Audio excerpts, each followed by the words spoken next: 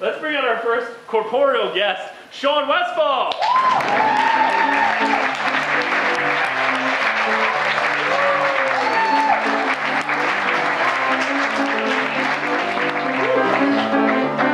How are you, sir? BYO wine over here. Exactly. BYOW. It's like the Ed Sullivan Theater now. You moved up to a bigger digs. Great theater, isn't it? Nice theater. Well, we are going to have the Yardbirds play later, and everyone's going to be dancing like this. The Yardbirds? Yep. I do not dance like that. Yeah, yep. We're going to bring it all back from the grave. That's about as much as I know as old music, so let's not talk about that. Thank you. Am I going to get one? Great guest. You know, a great guest at any sort of party always brings a little alcohol. Yes, you know? thank you. Well, as my mom likes to say, she's in the crowd there, you can't come with your hands hanging down when you go to a guest house. You got to bring something. Don't be embarrassed, Mom. Yeah, Taylor's already done. It's also rude to slurp. You know, some of us went to manners camp. Just saying I had another one. Okay, well, after we're done our wine tasting here. All right, so Shawn, Yes. you are a local improviser. I've taken class from you. Yes. But how did you get started in the game? Do you want the long answer or the short answer? The short answer is The I had an awful interesting answer. childhood, and that's why we're working out. Oh, all right. Boring / sad. Yeah, exactly. I was taking acting classes in Salt Lake City, Utah. What? Salt Lake? What? With a guy by the name of Kent Bateman, who is the father of Justine Bateman and Jason Bateman. Oh, okay. He's a Yes. acting teacher. And he said, we're going to do improv. And his version of doing improv was we would take the characters that we were working on for scene study. You know, like I was working on like Stanley Kowalski in Streetcar Named Desire, and someone else was working on some character from like Moliere. So we take two characters. Now we're put these characters in a scenario, and we're going to do it. We're going to do improv. And they were fucking failures. They were just failures. And I thought, I don't know what this improv thing is, but I don't want to fucking do this ever again. Yeah. And then about like a few months after that, I was actually watching television, and late at night on the Arts and Entertainment Channel, I have no idea who this troupe was or what, but they were doing short form improv, and no idea what the name of the troupe was or where they were located. But like my head exploded. I go, yeah, that's it. I'm going to do that. Right. I'm going to do that. The next chance I get. And so I moved to Hawaii soon after that, and got involved in an improv troupe there, and I've been doing it ever since. So that's the short. That's the short. Yeah. Wait, that's the short answer? That's right. It was like 1995. Wow. You can say you're a seasoned veteran. What are you saying? Seasoned, that's I would say you're a salty veteran. that kind of season. especially if you're in Hawaii. Taylor just really wants to go to Hawaii. She hasn't been shutting up about it all. Black sand. Well, Shawn, then give us, obviously you're a teacher at the DC Improv, and anybody who's interested in taking a class should look you up, but what is your kind of opinion of the scene in the city? We're not in New York or in LA or Chicago. I'm glad you asked. The scene is more energized than I've been in DC for like the last 11 years, and you can't spit in DC without hitting an improviser. Seriously. That's true. We spat on Taylor and myself. Please don't, though. It's more energized. There's more improvisers. There's more improv going on throughout the city than I've ever seen before. It's very energized. Yeah. And what I can't understand is how come it doesn't get more attention. I don't know why it doesn't. Do you mean like press-wise? Yeah. It's interesting. The comedy wars are over, and improv won. I mean, let's face it. If you start taking off the names of the 5 funniest people it's Tina Fey, Amy Poehler, Will Ferrell, Stephen Colbert. Shawn Westfall. Yes, Shawn Westfall.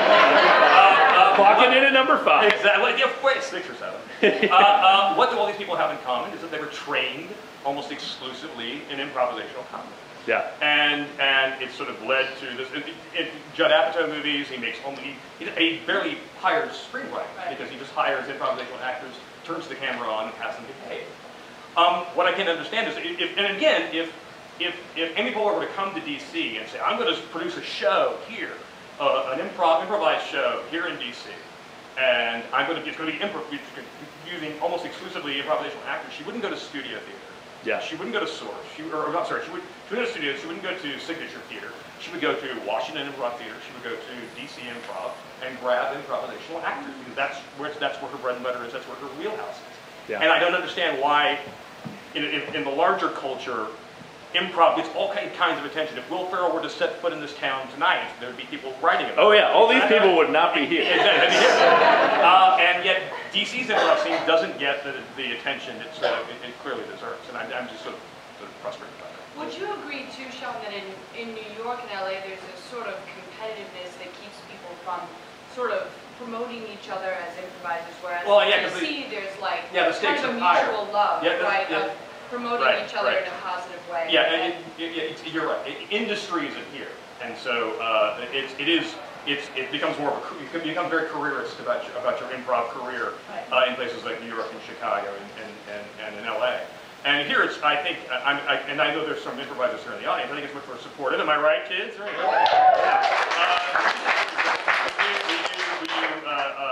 tout each other's shows and end up on each other's shows. And there's a lot of cross-pollination between the various improv. That is so good. There's no way that is not helpful to the overall scene. Couldn't agree more.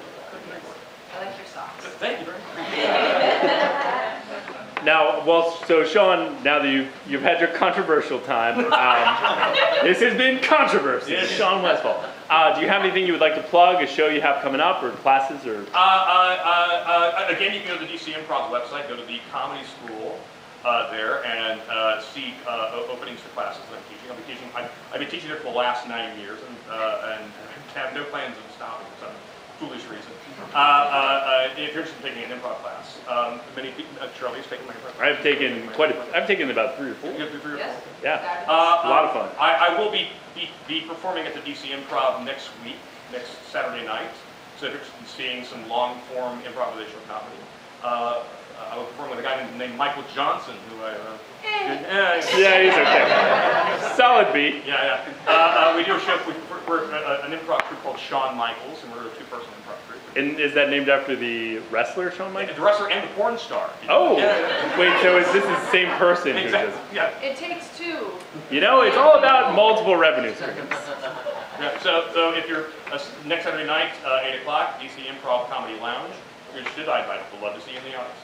All right, we will try and be there. Now, yeah.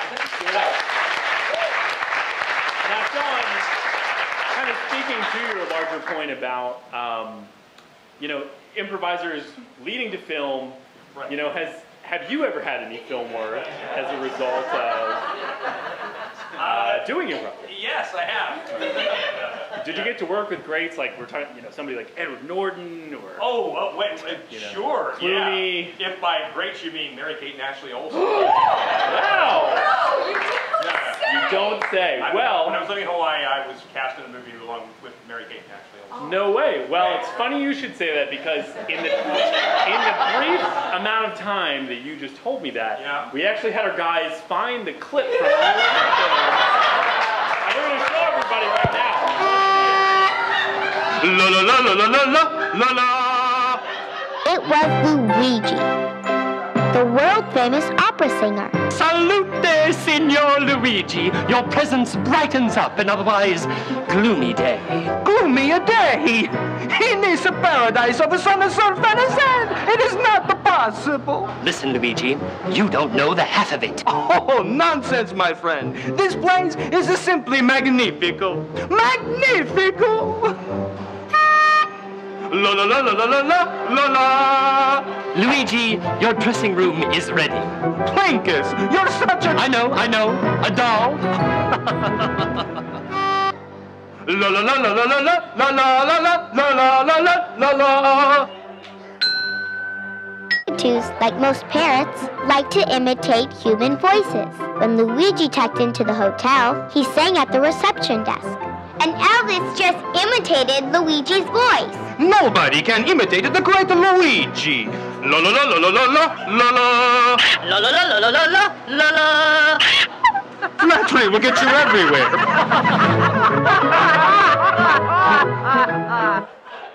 All right. Yeah.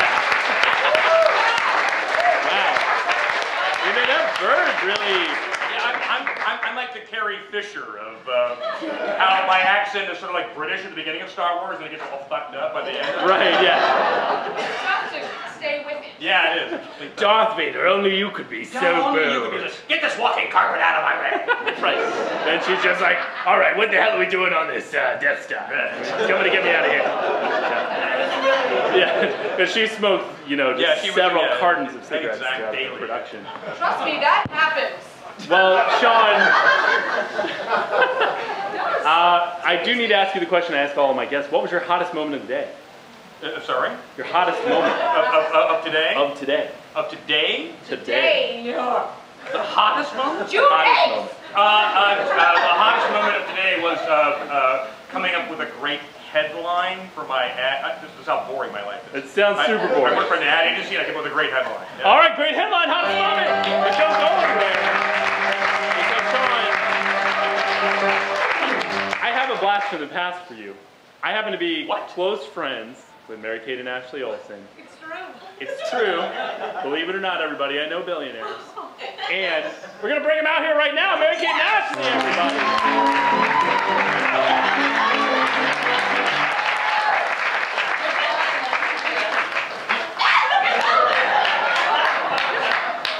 Mickey loves the stars. Capturing fame.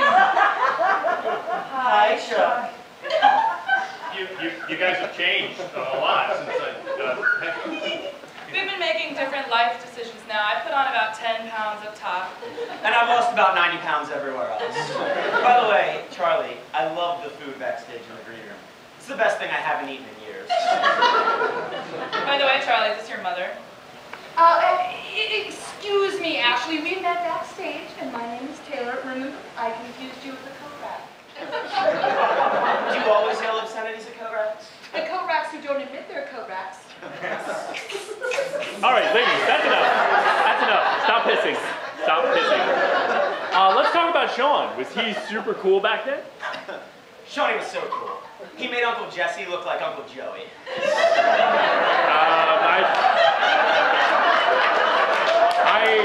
Guys, I don't know what you're talking about. Don't front, Chuck. We saw the full DVD box set in your closet. Whoopsie daisy. Right next to Full Whorehouse, volumes 1 through 8, Chuck. Wow. Ew, Charles. Listen. What was it like to shoot on location with Shawn? So much better than going to Ocean City with you Memorial Day weekend. Hey, come on. We had a lot of fun. Yeah, and you had a lot to drink. Charlie took us to this bar called Secrets. Get it? Secrets. Sea like the ocean. Mary-Kate, those are two entirely different bodies of water. You remind me of our old homeschool teacher. She was 78. Well, she sounds very wise. I will take it as a compliment. She had a wooden leg and smelled like whiskey. Well, one of the two ain't bad. Anyways, it was gross. We waded out into the bay with our daiquiris, and it was full of flip-flops, Band-Aids, and people who eat regularly. My fur coat contracted gonorrhea. Only your fur coat? All right, ladies. Why don't we talk a little bit more about Shawn? Actually, I think I'd like to hear more about you, Chuck. That's okay. What was it like filming on location in Hawaii? You know, Chuck, it was fine. We stayed at a hotel with walls and people who think that eating is a choice. It's a lot better than the condo that you took us to across from the Holiday Inn last weekend. Although, Mary-Kate, that Holiday Inn had an awesome hot tub. Yeah, which we could use after we snuck in at midnight. That is until hotel security found us and called the cops because somebody was drumming with crab-cracking mallets and yelling, "We at the hotel, motel, Holiday Inn." Okay, listen, guys. That did happen, but I don't want to discuss it. Actually, I think I'd like to hear more. Okay, zip it, Shawn. Yeah, guys, listen. What was it like working with Shawn back then? Shawn was great. In fact, he's much more believable as an opera singer than you are as a pop singer, Charlie. Charlie's been obsessed with the song "Call Me Maybe" and insisted on singing it like a broken record all weekend. Sing the song, Charlie. Oh, no, I'd really Sing it, bitch, or we'll take back that Star Wars Special Edition box set we bought you. All right, Mickey. Hey, I just met you. This is crazy. So here's my number. You can call me maybe. And all the other boys try to chase me. So here's my number. You can call me maybe. We even found this card floating in the water when Charlie went to the bathroom to clean the puke off his shirt. Wait, what? Not that card. Whatever. It had the stupid lyrics on it, and it went directly to his voicemail. Whore. Man whore. Okay, guys, I'm not really comfortable with the way this interview is going. No problem, Chuck. We have to get out of here anyway. We have a fashion show in Cambodia, and then to go check out our factory in Paris. It's the other way around, Mary Kate. Whatever. All right, Mary Kate and Ashley, everybody.